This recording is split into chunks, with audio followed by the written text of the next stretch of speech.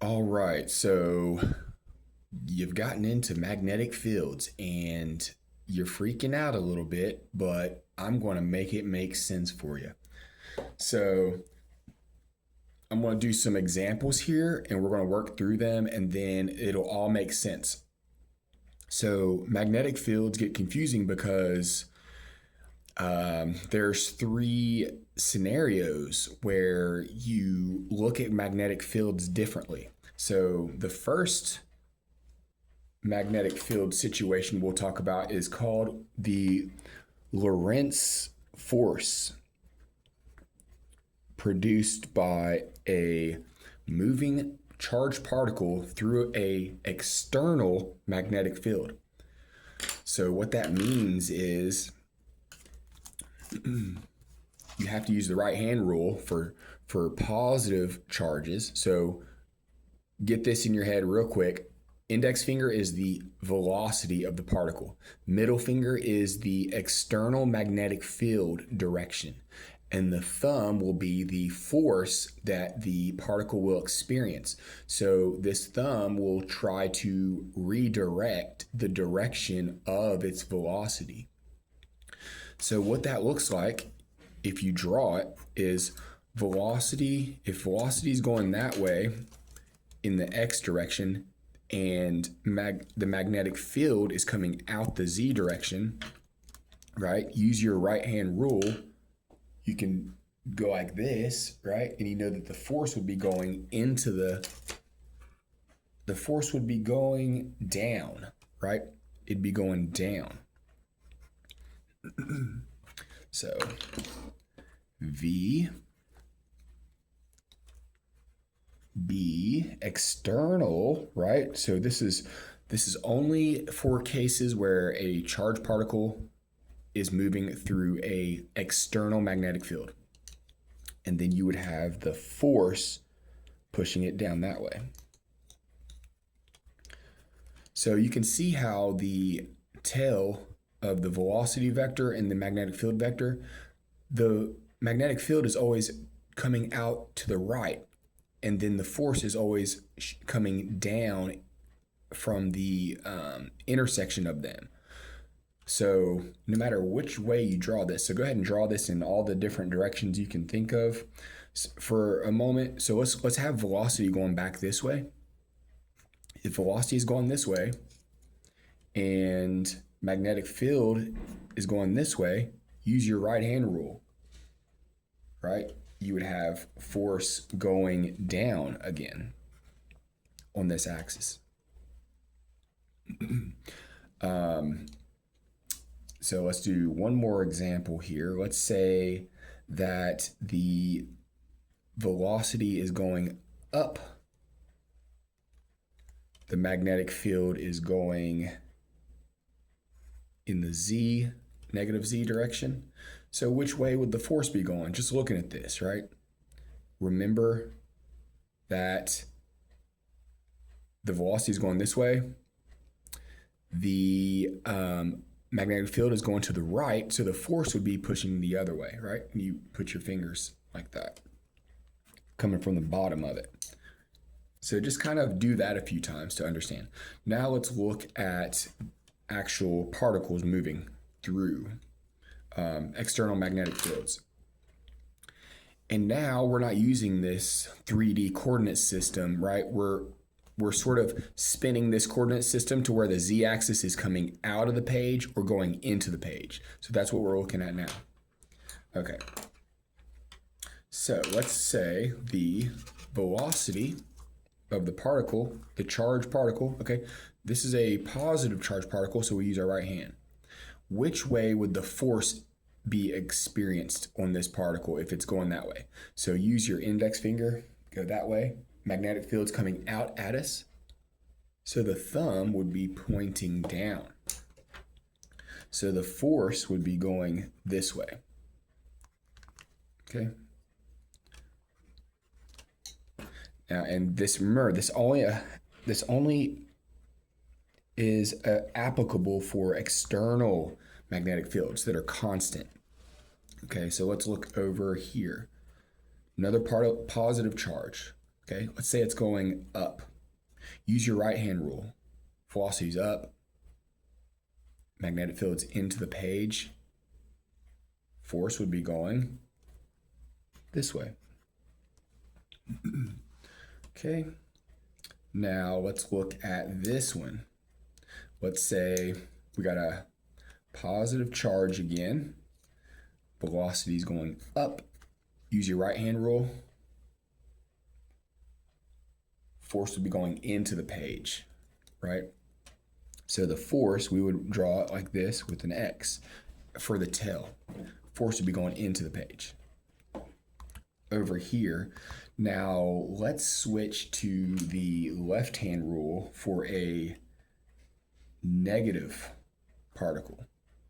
Okay, so we're going to say this is negative, and let's say it's zipping this way, or let's go, screw it, let's just go that way.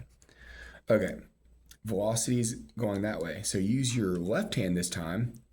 Remember, index finger's direction of velocity.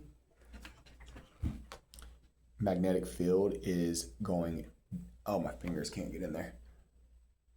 Magnetic field is going down, so that means your thumb is pointing into the page. So that's the direction that the particle would feel a force. All right, and what else here? Okay, let's say we have another negative charge. Magnetic field is moving this way. Let's say the charged particle, negative charged particle, is going into the page. The direction is going into the page. So point your finger into the page, spin your finger, your middle finger that way. You see which way, oops. Finger's going into the page. Magnetic field right here is going up, force is going to the left. So that'd be the direction of force. So just do this a few times. Now, what if you have a wire, a current carrying wire? Well, you're going to use the right hand rule for current, and you'll use the left hand rule for drift velocity of electrons. So here you're using your pointer finger to still think about the direction of charged particles moving in this direction. So here we're going velocity is this way, magnetic field is this way. So use your right hand rule to figure out which way the force would be. Okay, so we know that velocity is this way, magnetic field's that way. So the force it would experience, this wire, the whole wire itself would move in the negative z direction into the page. Okay, so hopefully that makes some sense.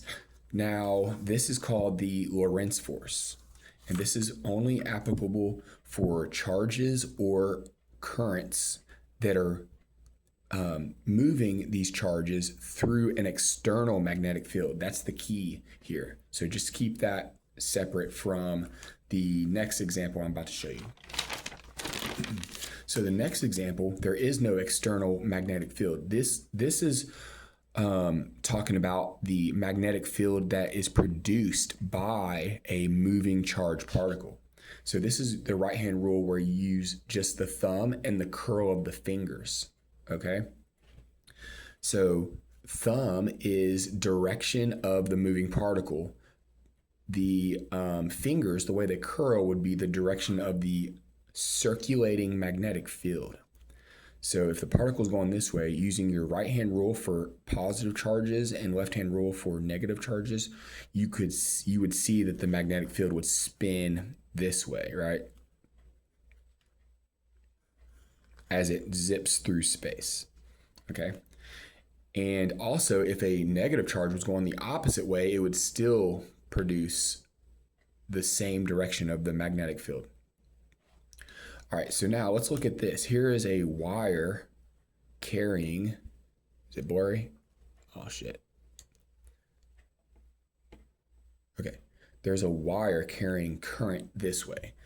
And it's the drift velocity of negative particles. So you would use the left hand, point up, and you would see which way the fingers curl. So it would be coming around this way, right? Okay, so this is Ampere's law. And this next example will also be Ampere's law. So let me write that somewhere. This is Ampere. This is the magnetic field that gets produced. I'm just going to put, instead of external magnetic field that's stationary there, this is the magnetic field that gets produced. Now let's look at some wires that curve, right, that curl. So up here is for linear path the charge can take, and down here will be a circular or solenoid, right? So here, whenever you're dealing with a solenoid, you use the curvature of the fingers for the charge particle movement and the thumb for the magnetic field, but it's still Ampere's law. So here, let's look here. You can see, I don't know if you can really see it, but the wire goes behind and then comes forwards in front. So that would look like this. It'd go behind and then forwards. So which way would the thumb be pointing? And this is talking about current. So that's positive charges. So we use the right hand. Behind, forward. So the magnetic field would be going through this way, and then it wraps around, right? So it'd be going this direction. It'd be moving this direction. Bam, bam.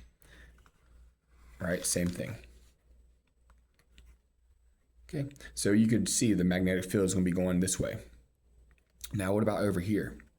We got electrons going behind and coming forward, right? Behind, so use your left hand. Look at the direction of the wire. We're going behind and then coming forward, because that's the direction that the electrons are traveling. So behind, coming forward, magnetic field would be produced that way. So behind.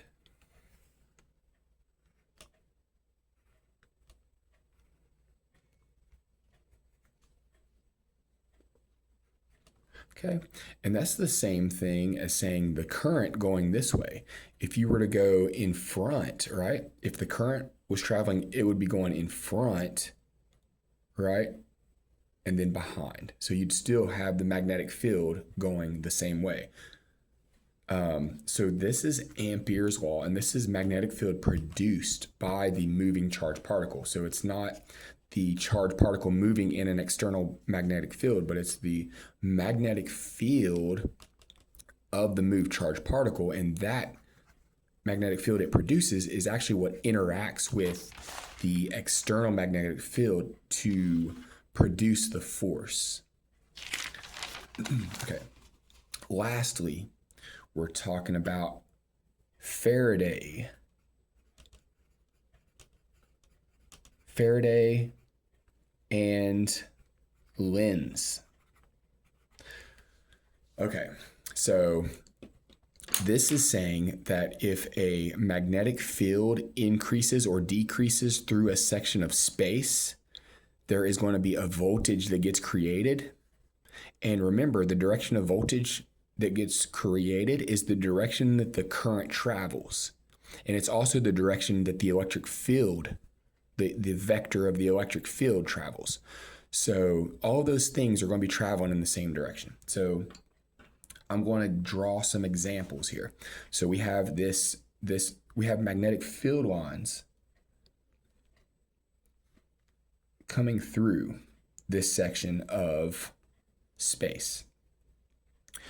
Now, so here this is a four-step process. The first step is the initial magnetic field strength, right?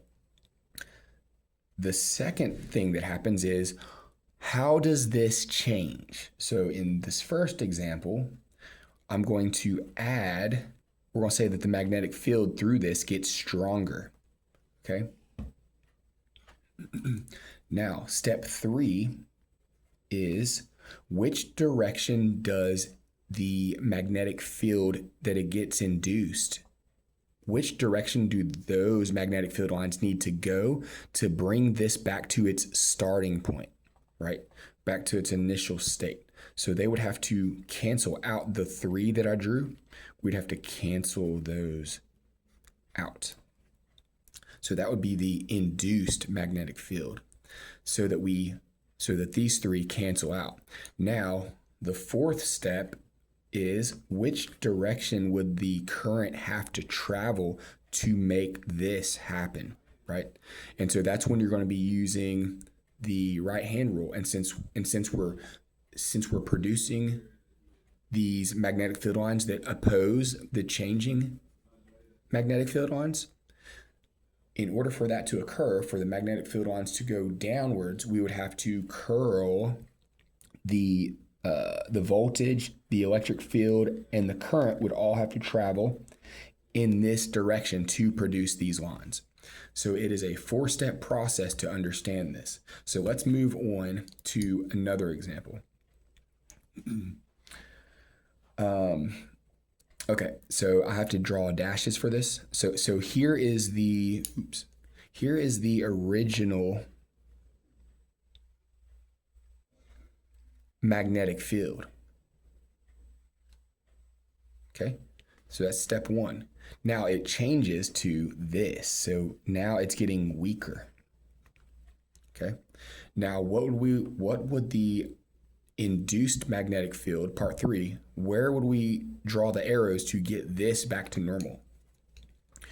We would have to add some, right? See how we're adding? We'd have to add some to get this strength back to normal.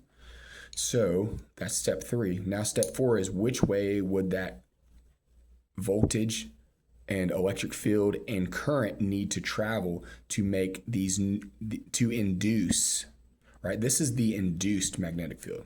So this is the original magnetic field. This is the new magnetic field. This is the induced magnetic field, right? To try to bring it back to step 1. And then lastly, this is going to be the voltage or the electric field direction or the current. So which way would it have to travel to produce those induced magnetic field lines, right? So since they're going upwards, we would have to go counterclockwise. Counterclockwise is a positive voltage direction. Remember, counterclockwise is positive voltage, clockwise is negative voltage. Okay, so what happened here was the field got weaker, right? We started off strong, it got weaker. We induced magnetic field lines to try to bring it back to its original strength. Okay, all right. Now, another example. Let's say we have, I'm gonna use the dashes again. Let's say we got original magnetic field lines this way and they decrease, right? We already know that we need to induce, so this is step 1. Step 2, now we know we need to induce magnetic field lines to bring it back up to normal, right? To add these vectors up to its original length. So which way would the current or the voltage or electric field need to travel? Since we're adding lines downwards, it would have to travel clockwise. Okay, it's the easiest way to explain and understand this. Okay, now I'm going to add an extra component to this to make it interesting. So now we have a magnet that is moving. So let's see. If we have a north and south pole, and let's say that the magnet is moving away from this region. Remember what the magnetic field lines look like. North, the magnetic field lines come out, right, of north, and they go in to south. So if this magnet is moving downwards, what is happening to the lines, right? What's happening to these lines? Do you see how it's strong here and it's weaker up here? So we're bringing this down. So the strong part is going away and the weaker part is going to be in this circle of space. So what that would look like, let me just draw it from the side. I gotta draw another one here. What that would look like is we started off strong, but it got weaker. So that means we would be having to add lines. If we're pulling the magnet away, we'd have to be adding lines. And so we saw what direction that was.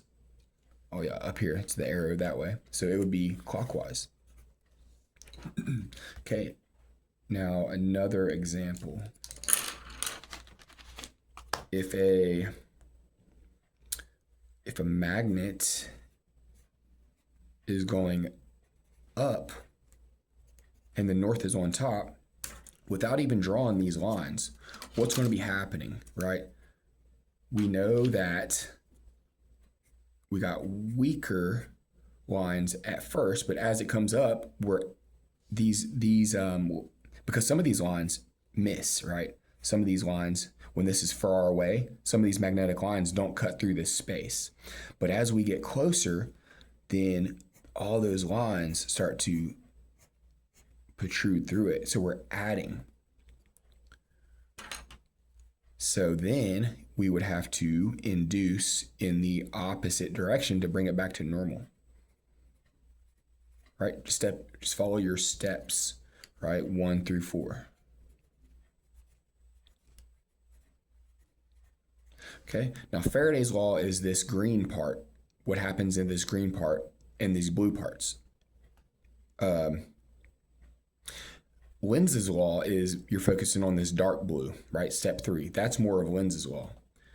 Okay, so which way would the current have to travel, or I mean the voltage, the electric field, and the current to induce these electric fields? So remember, the green part is always about how it produces this dark blue part.